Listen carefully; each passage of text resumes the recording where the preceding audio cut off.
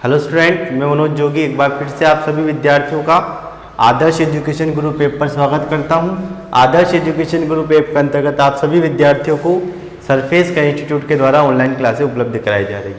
दोस्तों, हम 12th class के लेसन नंबर 3 जिसका नाम है विद्युत विभव की बात कर रहे थे, उसे संबंधित आज हम पढ़ने वाले इसका लास्ट टॉपिक है बाह्य क्षेत्र में किसी द्विध्रुव की स्थितिज ऊर्जा। टॉपिक का क्या नाम है अपने? बाह्य क्षेत्र में किसी द्विध्रुव की स्थितिज ऊर्जा की अपन बात कर रहे हैं। सबसे पहले हम बात करेंगे इसके चित्र के बारे में।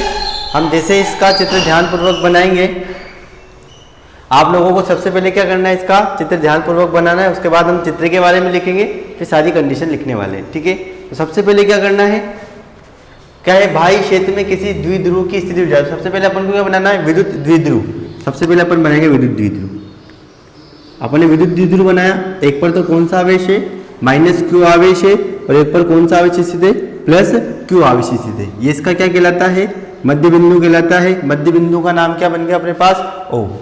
-q आवेश कौन से बिंदु पर स्थित है, A वाले बिंदु पर स्थित है। +q आवेश कौन से बिंदु पर स्थित है, B वाले बिंदु पर स्थित है। और दोनों के मध्य की दूरी कितनी है, 2 है। हम लोगों ने क्या किया, एक विद्युत द्विध्रुव लिया। विद्युत द्विध्रुव कौन सा है, ए बिंदु पर तो कौन सा आवेश स्थित है, -q आवेश स्थित है। बी बिंदु पर कौन सा आवेश स्थित है, +q आवेश स्थित है। ठीक है, अब हम क्या करेंगे, इस +q आवेश को कहां से लाएंगे, अनंत से लाएंगे। कहां से लाया जाता है, अनंत से। ठीक है, आप लोगों को स्थितिज ऊर्जा ज्ञात करनी है, तो मैं एक बार फिर से आपको स्थितिज ऊर्जा की परिभाषा बता देता हूं कि अनंत से किसी आवेश को, अनंत से किसी आवेश को विद्युत क्षेत्र में किसी बिंदु तक लाने में किया गया कार्य किसके रूप में निकलता है, स्थितिज ऊर्जा के रूप। स्थितिज ऊर्जा किसे कहते हैं कि किसी आवेश को अनंत से विद्युत क्षेत्र में किसी बिंदु तक लाने में जो कार्य किया जाता है वह संपूर्ण कार्य ही स्थितिज ऊर्जा के रूप में संचित हो जाता है। तो सबसे पहले आवेश को कहां से लाना है, ये वाली चीज भी याद रखना।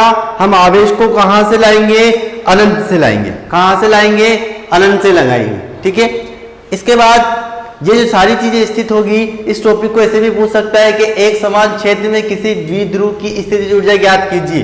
तो मैं आप लोगों के सामने सीधी सीधी रेखा बनाऊंगा। ये सीधी सीधी रेखा जो बनेगी ये किसको बताएगी, ये सारी की सारी सीधी रेखा बताएगी एक समान विद्युत क्षेत्र को बताएगी। किसको बताएगी, सारी की सारी एक समान विद्युत क्षेत्र को बोल दो, या इसे बाह्य क्षेत्र बोल दो, बात एक ही है। ठीक है, +q आवेश के कारण लगने वाले बल का मान होगा F बराबर QE। याद रखना कितना होता है, F बराबर QE।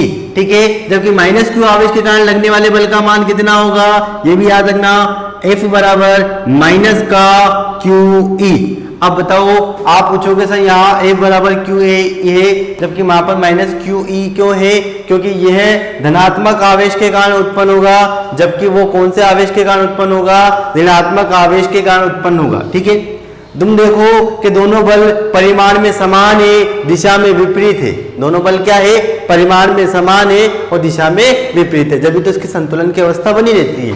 ठीक है, आगे की बात करते हैं अपन। आप लोगों ने चित्र ध्यानपूर्वक बना लिया होगा।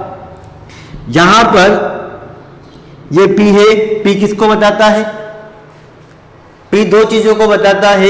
एक तो P को बोलते हैं संवेग, लेकिन यहां P बताएगा विद्युत द्विध्रुव आघूर्ण को। P किसको बताता है, यहां पर विद्युत द्विध्रुव आघूर्ण को बताता है। मैं आप लोगों को एक बार विद्युत द्विध्रुव आघूर्ण की परिभाषा बता देता हूं।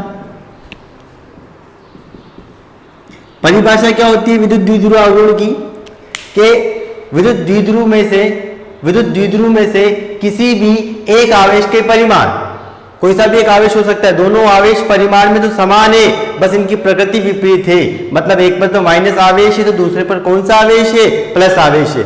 अगर इस आवेश का मान 5 कूलाम है, तो इस वाले आवेश का मान भी कितना होगा, 5 कूलाम होगा। फर्क कितना सा होगा, ये ऋणात्मक है और ये धनात्मक है।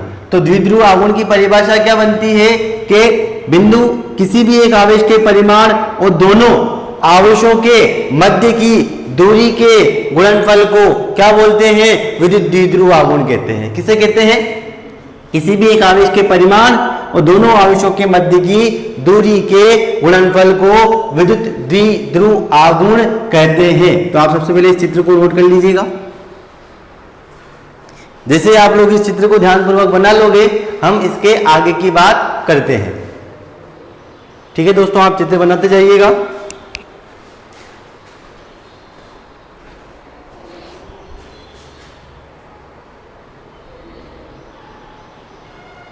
एक चीज ये भी याद रखना, ये जो सीधी सीधी रेखाएं किसको बताती है?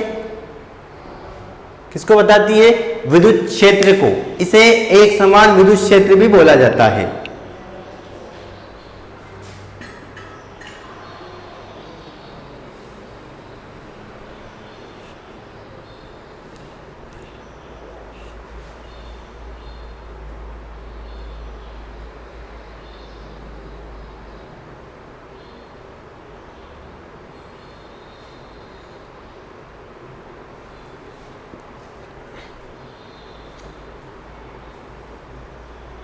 आप लोगों ने चित्र नोट कर लिया होगा। अब मैं आप लोगों को चित्र के बारे में लिखवाने वाला हूं।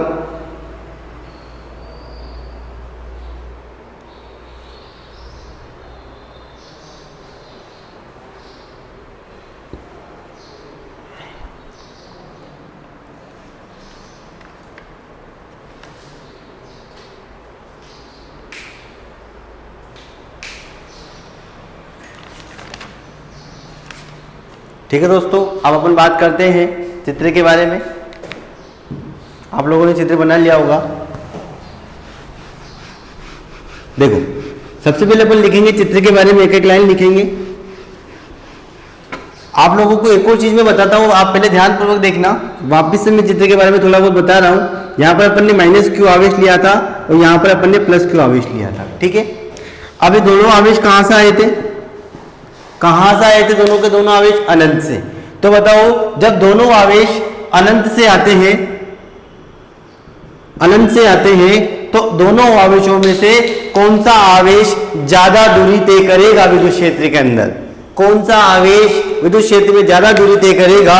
जैसे अपन अनंत से प्लस क्यू आवेश को लाए तो प्लस क्यू आवेश तो यही रह जाएगा, लेकिन अनंत से माइनस क्यू आवेश प्लस क्यू आवेश से कहां जाएगा? आगे जाएगा। और दोनों के मध्य की दूरी कितनी है? 2a है। इसका मतलब ये हुआ माइनस क्यू आवेश प्लस क्यू आवेश से 2a दूरी ज्यादा तय करता है। तय की या नहीं तय की? करिए। क्यों? क्योंकि कहां से लाए थे आप? अनंत से लाए। मैंने प्लस क्यू आवेश को उठाया, यहां छोड़ दिया। वापस मैं अनंत पे गया, कौन सा आवेश लिया मैंने? माइनस क्यू आवेश लिया, उठाया। यहां तो नहीं छोड़ूंगा मैं, प्लस क्यू आवेश को ऊपर तो नहीं छोड़ सकते अपन। दोनों आवेशों के मध्य कुछ ना कुछ दूरी होना चाहिए, तो मैं प्लस क्यू आवेश को यहां भी छोड़ सकता हूं, यहां भी छोड़ सकता हूं और यहां भी छोड़ सकता हूं। तो अपन ने कहां छोड़ दिया? बिंदु ए पर छोड़ा। इसका अर्थ क्या हुआ? माइनस क्यू आवेश प्लस क्यू आवेश से 2a दूरी अतिरिक्त तय करता है, मतलब ज्यादा तय करता है। ठीक है, चित्र के बारे में लिखने देखना। चित्रानुसार आप मेरे साथ लिखते जाना। चित्रानुसार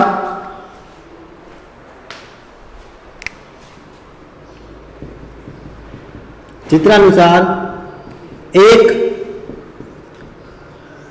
विद्युत द्विध्रुव को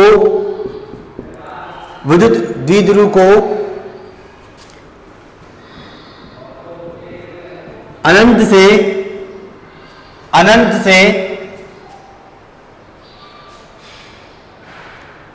चित्रानुसार एक विद्युत द्विध्रुव को अनंत से एक समान विद्युत क्षेत्र में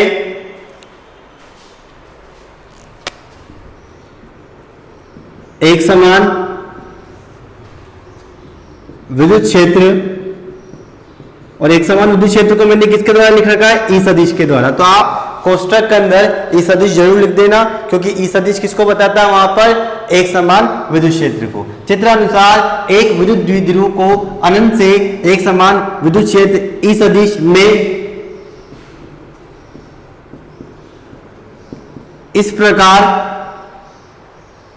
इस प्रकार लाया जाता है, इस प्रकार लाया जाता है, आराम से नोट कीजिएगा, लाया जाता है कि विद्युत द्विध्रुव आघूर्ण की विद्युत द्विध्रुव आघूर्ण। अब बताओ मुझे विद्युत द्विध्रुव आघूर्ण को कौन बताता है? पी सदिश। कौन बता रहा था यहाँ पर? पी सदिश ही बता रहा था। विद्युत द्विध्रुव आघूर्ण सदैव मतलब हमेशा विद्युत क्षेत्र ई सदिश की दिशा